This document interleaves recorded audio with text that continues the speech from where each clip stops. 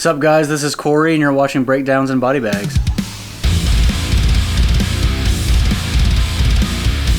Today we're talking about a little movie called The Power. The Power takes place in Britain in 1974. A young nurse is forced to work the night shift in a crumbling hospital where an evil presence may be lurking. The evil presence is my kitten. The Power takes place in Britain in 1974. A young nurse is forced to work the night shift in a crumbling hospital where an evil presence may be lurking. So there's a little historical background going on in this movie. In fact, there's an opening title card that tells you what's going on, in this time in Britain. So the title card comes up and it says, "Trade unions and the government are at war. The economy is in crisis. Blackouts have been ordered to conserve power, plunging the nation into darkness every night." So you've got this cool little actual historical event going on where they're cutting the power every night. So then you have this nurse who is ordered to stay on the night shift at this hospital during the time where their power is cut. So not only is she in a hospital overnight, which is already kind of creepy, but they're going to have no power whatsoever. They're just going to have 1974 lighters and lanterns and shit, which is a great premise for a horror movie. Welcome to Meh Movies with Corey.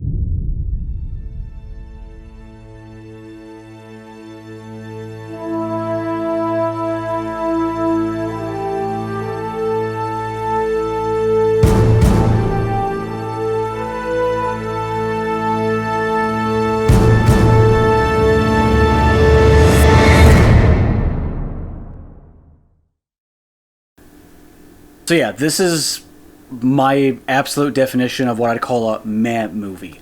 It's one of those movies where it's not terrible. It has some good ideas. It has some good themes.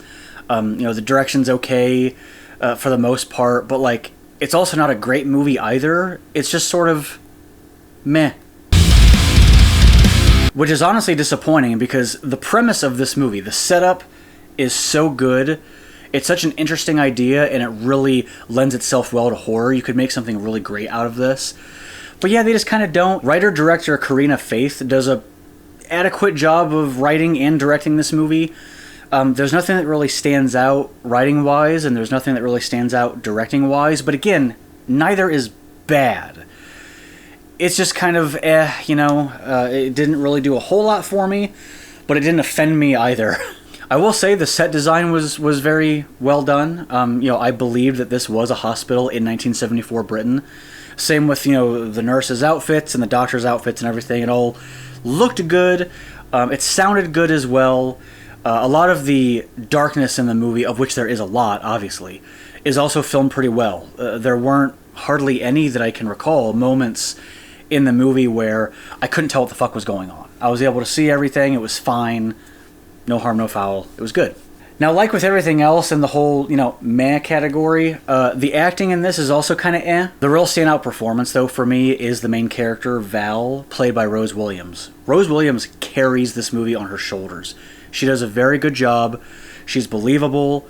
She's intense when she needs to be. Her performance is legitimately good. Everyone else, again, not bad, just nothing to write home about either. That's really all I have to say, technically. Now, one issue I did have with this movie is that at the end of the movie, I waited a few days, I digested the movie, I let it sink in, and then I started typing up my notes for this review. And I started trying to type up memorable scares or creepy moments, and I couldn't really think of any. When you make a horror movie, you definitely want the fear part of that to be good. You want it to have some good scares, some good horror elements. And nothing with this movie in that department really stands out to me. I had a couple jump scares, but that's to be expected, so no big deal there. But yeah, other than that, the scares just weren't really memorable or new or fresh or good. So I am going to start talking about the plot now, so I will be getting into spoilers. If you want to see this movie, it's streaming on Shudder right now, so you can watch it if you want to. And I think I would recommend that people watch it. This is your spoiler warning. If you want to skip ahead and miss all the spoilers, you can skip forward to this timestamp here, or wherever the hell it is. This movie has a very strong underlying theme of abuse, specifically sexual abuse. There's a lot of men flexing their power over women in a dominating way, a disgusting way, a sexually disgusting way. There's a lot of that here. Now, that's a theme that I like. I'm on board with it. I absolutely am. I am totally on board with like piece of shit men being pieces of shit and then getting what's coming to them. You know, I am here for that. My problem is that the way they present the theme is a little too heavy-handed and very obvious. So a good example is early on in the movie, the main character Val stumbles upon this little girl. She's a patient at the hospital. She's a little Indian girl. She doesn't speak English. Everyone treats her like shit. I'll get into that. But Val takes a liking to her. She takes her to this hospital ward. And as she's walking through the hospital ward doors, there's a poster behind her. And I had to stop and I had to write down what this poster said because it was just so blatantly obvious. And the poster is of a woman screaming with a hand over her mouth, and she looks terrified. And above the picture, above her face and the hand, it says, "Don't be silenced." And then underneath it, it says, "Tell someone and stop sexual abuse." And sexual abuse is in big all caps letters. For me, the second I saw that poster, framed as clear as day as it was, I immediately knew, oh, there's going to be sexual abuse in this movie. That's what this is about. It's right there. And sadly, this scene happens about 10 minutes in. So 10 minutes in, I knew exactly what was going to happen. And I was right, unfortunately. As the movie goes on, they throw more of this theme at you, right? The ward she works in is the children's ward. So there's paintings and drawings all over the walls that are supposed to be cute kid paintings to, help the kids have fun and relax. But one of the paintings is a little crudely drawn girl with her finger over her mouth saying "shh," And they make it a point to really show that cartoon on the wall. And I'm like, yeah, I get it. I get it. I get what you're doing. It's so heavy-handed and it hits you over the head with it so hard that I just kept saying to myself, yeah, I fucking get it. Can you move on, please? If you want to have this be the theme of your movie, have it be an underlying theme. And the thing is, this theme of sexual abuse and shitty people is everywhere. Val, the main character, is pretty much the only nice person in the entire movie. The nurses are kind of shitty. There's one nurse in particular that gives Val a lot of shit. She's a real bitch. I don't really know why. I think maybe she's jealous of Val. I don't know, but she's a shitty person. All of the doctors, in fact, all of the male characters in the movie are real piece of shit assholes. The matron, who's the head nurse of the ward, is a real bitch. She's just really mean. So then Val takes this girl into this ward. We see the sexual abuse poster in the background. And there are a few doctors in this ward, doing their job. But one of the male doctors starts talking to Val, actually, asks for her opinion on one of his patients. Which, again, the nurses had just gotten done saying, don't talk to the doctors, they don't like it. But here's this guy being, really friendly and warm and nice. And he's asking for her professional opinion. And he's actually listening to what she says. And again, it was just too obvious. You've got the nurses saying that, the doctors don't want us talking to them. You have the sexual abuse poster in the background. You have the drawing of the girl on the wall saying shush. But then all of a sudden you have this really nice male doctor. Absolutely not. I was immediately this is the bad guy. He's being nice now because later he's going to be the fucking villain. He's going to be a real vile piece of shit. Spoilers, that's exactly what he is. So the whole movie takes place overnight in the dark in this hospital. Val meets some new characters, some new night shift nurses. There's this janitor type guy named Neville. I can't remember what he actually is, but he has keys to all the doors and he's there to make sure the doors are locked and he's there. She spends more time in the hospital and then some ghostly happenings start happening.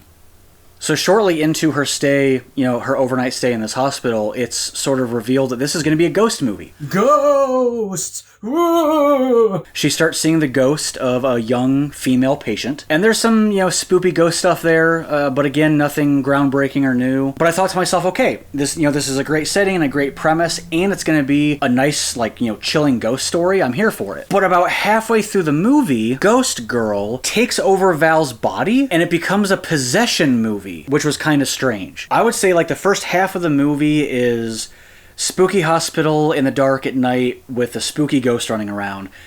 The second half of the movie is ghost is possessing main character, and now super weird shit's going on. Now again, unfortunately, because so much of the sexual abuse stuff was just plain as day, the moment you find out that this ghost girl was a patient at the hospital, I immediately put two and two together, and I thought, okay, this ghost girl was probably sexually abused by a doctor, most likely the guy we met at the beginning because he was too nice. And that's why she's this angry, vengeful spirit. So she possesses Val, and throughout the course of her possession of Val, she sort of feeds memories into Val's head so that Val can see what exactly happened to this girl. Val is pretty much the only likable character in this movie. The other nurses are kind of shitty. The matron, the head of the nurses, is really shitty. The doctors are fucking pig, piece of shit assholes. I understand completely. A lot of really shitty people exist in the world. But do they all work at this hospital? There are a couple moments where you think you might get a character that's not a vile human being. The night janitor guy that has keys to all the doors. The first time you see him, he is super nice to Val. And I'm like, finally, there's a character in this movie that is kind of nice. But then 5 minutes later, he reveals himself to be this sexual predator pig man. Damn it! So as the movie goes on, the ghost girl possesses Val more, feeds her more memories until eventually Val finds out that the good doctor from before was in fact sexually assaulting this girl. It led to her death. Val finds out. She ends up confronting this doctor. He tries to, I guess, sexually assault and kill her. He ends up taking her down to this boiler room in the basement. He gives a tiny little speech about how she's at his mercy because he holds all the power, which was the title card moment, right? The movie is called The Power, and you think it's because they cut the power every night to the hospital, but no, it's actually about the power that these men in the movie have over these women. She then calls forth the spirit of the little girl to materialize and avenge her death, and she does. She materializes and she kills the doctor guy, and that's kind of it. That's kind of the end. So yeah, again, the movie did some things well. So yeah, all in all, the main performance was good from Rose Williams. The overall message was great, but the execution on almost every front just wasn't very good. The message itself was way too heavy-handed and obvious. Val, as a character, wasn't any more complex than just shy girl wants to do good. The villains and non-villains really were too over-the-top vile to be believable, and it didn't really have a single decent or memorable scare that I can think of. All in all, The Power is not a terrible movie by any means. It's certainly not great. It has one great performance from Rose Williams. It's a shrug your shoulders movie, right? Hey Corey, what did you think of The Power? Alright guys, that's my time for today. As always, thank you for joining me. If you like this video, like, comment, subscribe, all that good stuff. Other than that, I'll see you guys next week.